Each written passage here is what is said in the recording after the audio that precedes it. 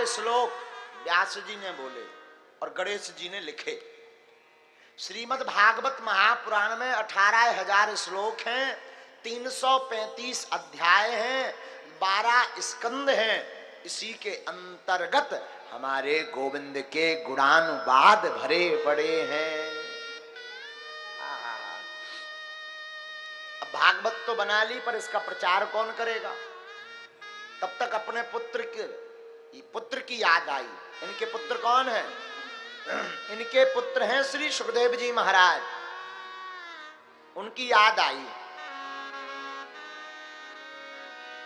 लेकिन सुखदेव जी तो निराकार ब्रह्म की साधना करते, वो भागवत का प्रचार कैसे करेंगे? तब मन में भाव आया कि कुछ ना कुछ तो करना पड़ेगा। अपने शिष्यों को वेद व्यास जी ने श्लोक सिखा दिए भागवत के। जाओ, जहां पर हमारा बालक निराकार ब्रह्म की साधना कर रहा, वहीं पर जाकर के इन श्लोकों को गुनगुनाओ। पर क्या, जहां पर सुखदेव जी निराकार ब्रह्म की साधना कर रहे थे, वहीं पर व्यास जी द्वारा रचित श्रीमद् भागवत कथा के सुंदर मधुर मधुर श्लोक गुनगुनाने लगे। और एक शिष्य ने श्लोक गाया, भागवत का सबसे मीठा श्लोक सुनिए। वरहा पीडम नटवर वपुः कर्णयो कर्णिकारम् विभ्रद्वासा कमिक कपिसं वैजयन्ति चमारम् रन्ध्राणवेणो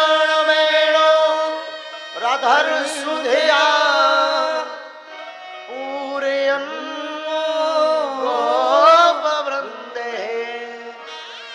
वृंदारण्यम स्वपद रमणम प्राविशद गीत कीर्ति। आहा, मधुर श्लोक गाया। इस श्लोक का अर्थ है कि भगवान मोर पंख धारण किए हुए हैं, माधव दिव्य पीतांबर पहने हैं, और भगवान श्री हमारे नंदनंदन ब्रजनंदन यशोदानंदन भगवान देवकी नंदन कृष्ण कन्हैया लाल मोहन मुरारी माधव चितचोर माखन चोर मुरली वाले गिरधारी गोवर्धन गिरधारी द्वारकाधीश जगन्नाथ भगवान श्री माधव जी बंसी बजाते हुए गैया चरा रहे हैं। आहा, सुंदर छवि है, जो देख ले वही दीवाना हो जाए। मन में भाव उत्पन्न हुआ सुखदेव जी के, वाह कोई इतना सुंदर। पर मन में विचार आया कि कोई सुंदर खूब हो, बहुत ज्यादा सुंदर हो, पर स्वभाव खतरनाक हो तो सुंदरता किस काम की? मान लीजिए बस की डेंटिंग पेंटिंग बढ़िया कर दी जाए, पर बस का इंजन पुराना धर दिया जाए, तो दिखने में तो बड़ी सुंदर होगी, पर खटर पटर करेगी। हाँ जी या ना जी, बोलो ना। उसी प्रकार सुखदेव जी के मन में भाव आया कि कोई सुंदर तो हो, पर स्वभाव बढ़िया ना हो तो गड़बड़ है। तब तक वेद व्यास जी के दूसरे शिष्य ने भगवान के स्वभाव का श्लोक गा दिया।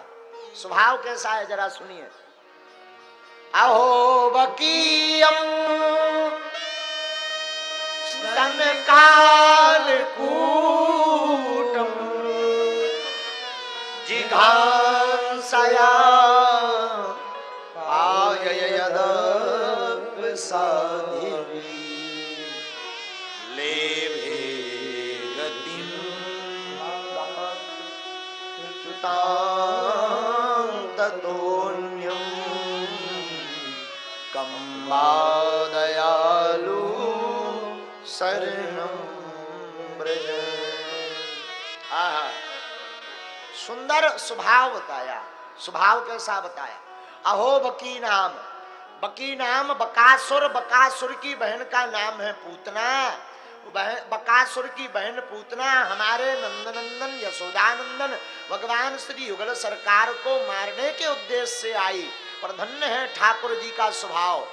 मारने के हेतु से वह आई, पर ठाकुर जी ने वही गति उस पूतना मौसी को दी जो गति अपनी मां देवकी और यशोदा को दी। आहा, इतना सुंदर स्वभाव। अब तो सुखदेव जी दीवाने हो गए। वाह, कोई इतना सुंदर और स्वभाव इतना मधुर, का कहना। बरदंत की पंगत कुंद कली, अधराधर पल्लव खोलन की, चपला चमके घन बीज जगे छवि, मोतन माल अमोलन की। घुंघराली लटे लटके मुख ऊपर, कुंडल लोल कपोलन की, और न्योछावर प्राण करूं कृष्णा, बल जाऊं लाला के बोलन की, बलि जाऊं लाला के बोलन की। आहा, बड़ा सुंदर स्वभाव। अच्छा, आपसे ही पूछते हो, आपको कोई मारने आवे, तुम अपने आपको कोई डंडा से पीटने आवे, तो क्या उसे तुम अपना माता पिता मान लोगे? मताई बाप बना हो, हाँ जी या ना जी? आप कहोगे ना जी। पर धन्य है ठाकुर जी का स्वभाव। ठाकुर जी को मारने के उद्देश्य से आए ही वह पूतना मौसी, पर उसको भी माता जी बना लिया। आहा, देखो, हमारे भगवान संबंध बड़ा निभाते, नाते बहुत निभाते हैं। भाव प्रबल होना चाहिए। अगर आपका भाव प्रबल नहीं है तो चाहे जो कर लो, वरना हमारे ठाकुर जी नातों को खूब निभाते हैं। कोई भी नाता हो, हमारे गोविंद निभाए बिना रह नहीं पाते हैं। हम आपको एक कथा सुनाते हैं, भक्तमाल की कथा है। एक भक्त हुए, भक्तमाल में श्री त्रिलोचन दास जी महाराज, त्रिलोचन जी। ध्यान से सुनना, बड़ी प्यारी कथा है। त्रिलोचन जी वैष्णव कुल में उत्पन्न भये। आप बड़े ही वैष्णव भक्त थे।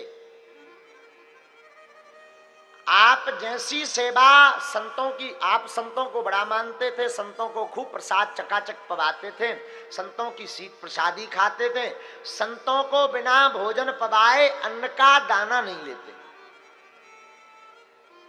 लेकिन इनके घर में कोई और नहीं, केवल इनकी धर्मपत्नी थी। धर्मपत्नी तो बड़ा सहयोग करती थी, लेकिन कभी कभी महात्मा ज्यादा आ जाते थे तो सेवा में बड़ा भागा दौड़ी हो जाती थी। आप वैश्य थे, सेठ बरादरी से थे, आपका काम व्यापार का था। ध्यान से सुनना, बड़ी प्यारी कथा है। एक दिन धर्मपत्नी ने कहा कि सेठ जी, संतों की सेवा में बड़ी दिक्कत होती है, हम एक काम करते हैं, कोई बढ़िया सा नौकर रख लेते हैं जो हमारी आपकी सहायता करवे। अब नौकर भी मिले तो ऐसा मिले जो साधु सेवा कर पावे, साधुओं की मन की जान पावे, वरना साधुओं की भाषा बड़ी विचित्र होती है। साधु अगर नमक मांगते हैं तो नमक नहीं कहते, कहते लाओ रामरस। साधु भाषा में नमक को रामरस कहा जाता। साधु अगर खीर मांगेंगे तो खीर नहीं कहते, लाओ भैया तस्मई। मिर्चा मांगे तो मिर्चा नहीं कहते, लंका लाओ लंका। हाँ, साधु अगर कड़ी मांगे तो कड़ी को पीतांबरी कहते साधु शाही भाषा में। साधु अगर चावल मांगे तो तुम्हारे जैसे नहीं कहेंगे, राइस लाओ राइस। राइस वाइस दोनों गड़बड़ ना। साधु महात्मा चावल या राइस नहीं मांगते, साधु कहते भैया महाप्रसाद लाओ महाप्रसाद। साधुओं की भाषा अलग होती है अपनी। तो सेठ जी ने मन में विचार किया कि मान लीजिए कोई अगर नौकर मिल भी गया और उसे साधु शाही भाषा न आवे तो बड़ा गड़बड़। बड़ा चिंता करवे, बड़े रोवे, बड़ी मेहनत करवे, भगवान से रहा नहीं गया। और एक दिन साक्षात हमारे ठाकुर जी 16 साल की अवस्था का बालक बनकर के उसके दरवाजे पर डोलने लगे। भगवान बालक बनकर डोलने लगे और सेठ जी ने फटे भय कपड़े देखे तो पूछा, भाई क्यों काम धाम कर लेते हो? तो अब ये तो भगवान बने थे, बोले भैया दबा के कर ली। भगवान को भी साधु सेवा में बड़ा आनंद आता। एक बात गांठ बांध लो श्रोताओ, अपने जीवन काल में माता पिता गुरु और संत इन चार की सेवा भूल करके भी ना छोड़ो अगर जीवन में सक्सेसफुल होना चाहते हो। हाँ। अगर आप माता पिता गुरु की सेवा करते रहोगे तो जीवन में कभी परेशान नहीं रहोगे। हमें ऐसा गुरु जी के चरणों पर विश्वास है। हाँ। लेकिन मताई बाप की सेवा कब तक? जब तक आगी लगी लुगाई नहीं आ गई। जहां लुगाई आई लुगाई में धरे आगी। हाँ, सोई मताई बाप की कछु जने सेवा बंद कर दे। हम निवेदन कर दें, इसका मतलब ये नहीं कि हम पत्नी विरोधी है ना। खूब ब्याह करो दबा के, दो करो, तुम्हारी घरवाई तुम्हें जिंदा भर रख पावे, हमें कोनो दिक्कत नहीं है। बस आप विवाह चाहे जितने करो, वैसे तो धर्म मर्यादा में एक ही विवाह है, लेकिन एक काम जरूर करो, माता पिता गुरु चरणों की सेवा स्वप्न में भी ना छोड़ो। हाँ, चाहे संसार छूट जाए, धर्म पत्नी छूट जाए, परिवार छूट जाए, पर माता पिता गुरु को मत छोड़ना। बोलो सीताराम। कछु मातन है आगी लगत हुई है कि महाराज तो हमारे विरोध में बोल रहे। हाँ, बोलो सीताराम।